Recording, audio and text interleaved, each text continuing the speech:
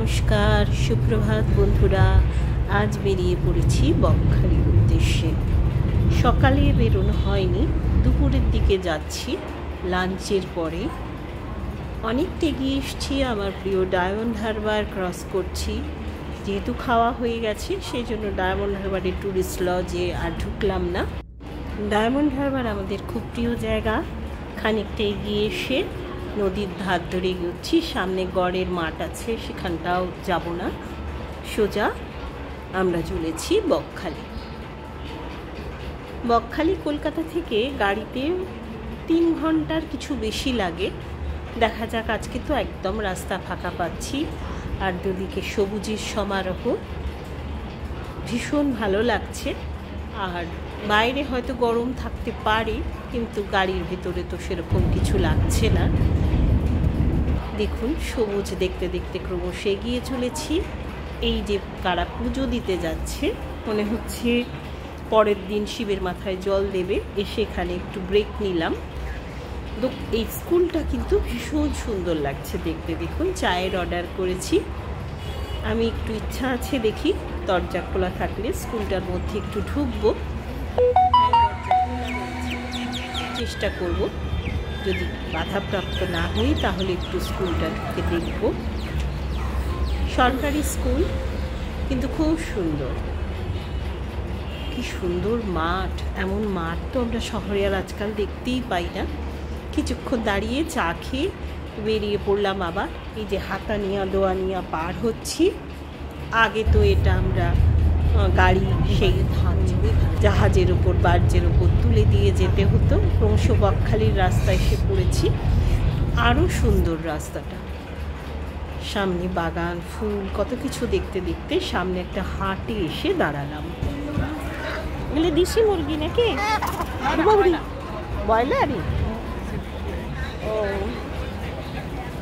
হাট থেকে দুটো ঝুড়ি কিনেছি, বেশ পছন্দ হয়েছে। আর একটু এগিয়ে এসেই হোটেলে এসে পৌঁছে গেলাম, government tourist lodge. Actually tourist lodge আমাদের আগামীকাল থেকে বুক করা আছে, কিন্তু আজকে কোনোভাবে কেউ ক্যান্সেল করেছে, তাই পেয়ে গেলাম। ঘরের ছবি একটু দেখিয়ে দিলাম। ও বাবা, বাবা দেখে যা কোথায় উঠেছে সে। দেখুন কি হয়েছে তো? ও উঠে পড়েছে, নামতে পারছে না।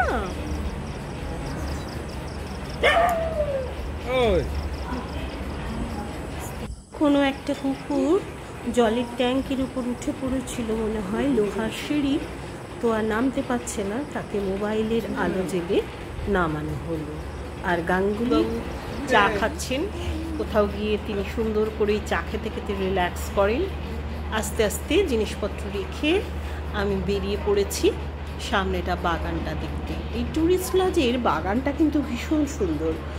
মানে অন্য কোথাও যদি না যান, জাস্ট একটু রেস্ট নেবেন, রিল্যাক্স করবেন, তাহলে ট্যুরিস্ট লজ কিন্তু মানে অসাধারণ জায়গা। ক্রমশ রাত্রি হয়ে গেছে, ডিনার। আজকে আমার শুক্রবারের, আমি খাই না, নিরামিষ খাই। আলু ভাজা, মুগের ডাল, ভাত নিয়েছি, আর ওদের জন্য রুটি আর ডাল আর একটা সবজি। খাওয়া দাওয়া করে কিছুটা হাঁটাহাঁটি করছি।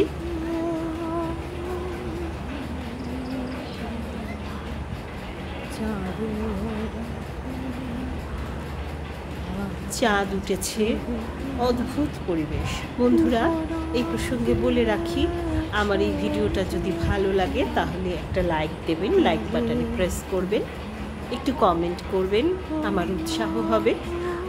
সত্যি জায়গাটা কি মায়াবী লাগছে রাত্রে। পুরো পূর্ণ চাঁদ, চাঁদনি রাতে অসাধারণ লাগছে।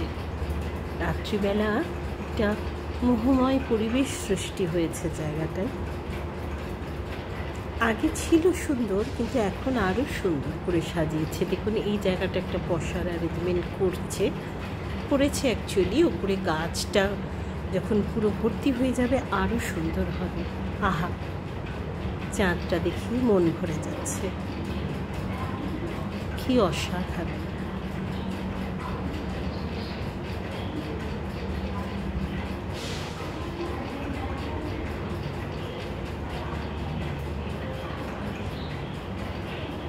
এই বিল্ডিংটায় আমরা কালকে শিফট করব, মানে আমরা এখানেই পেয়েছি আর কি বুকিং। আজকের রাত্রিটা আমরা ভাগ্যক্রমে পেয়ে গেছিলাম। এই বকখালিতে আজকে যে ঘরটা আমরা পেয়েছি ওরা নিয়েছে দূর মনে পড়ছে 3100 কি 200, তার সাথে জিএসটি আছে। আর কালকে যেটা বুকিং করা আছে আমাদের 3500, সেটার সঙ্গেও জিএসটি আছে। আর কেউ এক্সট্রা থাকলে তার আলাদা চার্জ। বেড না নিলে 800 টাকা, আর এক্সট্রা বেড নিলে 1000 টাকা। পরের দিন সকাল হয়ে গেছে, গাঙ্গুলিবাবু যথারীতি ডাব খেয়ে ফেলেছেন। সামনের পুকুর একটা ছিল, সেটাও সুন্দর বাঁধিয়েছে দেখছি। আমরা একটু সমুদ্রের ধারে চলে এসেছি হাঁটতে। এই বকখালি সমুদ্র অনেকের ভালো লাগে না, জল কম বলে, ঢেউ কম বলে। আমি তো এখন আর খুব একটা স্নান করি না, আমার কিন্তু খুব ভালো লাগে। সব থেকে ভালো লাগে এর নির্জনতা। এর মধ্যে একটা অদ্ভুত নির্জনতা রয়েছে, তার সৌন্দর্য একটা আলাদা। আপনি যদি চুপচাপ কোথাও সমুদ্রের ধার উপভোগ করতে চান, ভিড় ভাট্টায় মানে কম পাবেন, তাহলে আপনি বকখালিতে অনায়াসে চলে আসতে পারেন, কলকাতার খুব কাছে।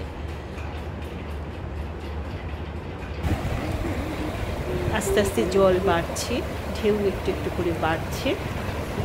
আমি একটু পা ভেজাচ্ছি, স্নানের কোনো আমার চিন্তা নেই। দেখুন,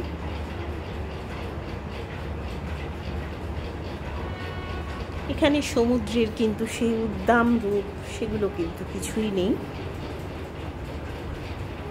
চুপচাপ একটুখানি দাঁড়িয়ে থাকা, একটু হেঁটে বেড়ানো, এইটুকুই আর কি। ক্রমশ গাঙ্গুলিবাবু কিন্তু আর নিজেকে রুখতে পারলেন না, জলে নেমে পড়লেন, এগিয়ে যাচ্ছেন। করুক, চান, আমি দেখব। এই যে যতটুকু জল হয়েছে তাতেই শুরু করেছেন, আমি ছবি তুলে যাচ্ছি।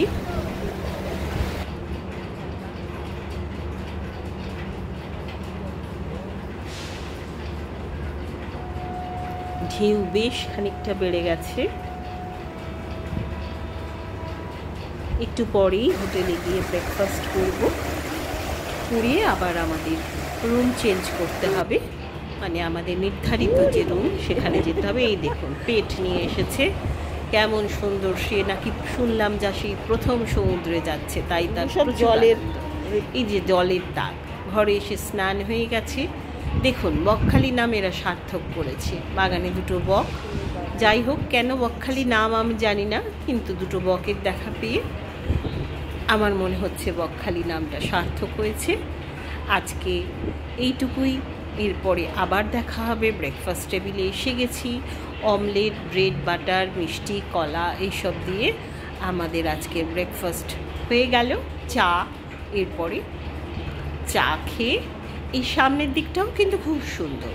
পুরো এই মানে এদেরই প্রপার্টিটা, এটা খুব সুন্দর। বয়স্ক মানুষদের জন্য খুব ভালো। আপনারা আসুন, বকখালি ঘুরে যান, দেখুন, আপনাদেরও ভালো লাগবে। খুব তাড়াতাড়ি পরের ভিডিওয়ে আসছি বন্ধুরা। আজকের মতন আসি, আবার দেখা হবে, টাটা।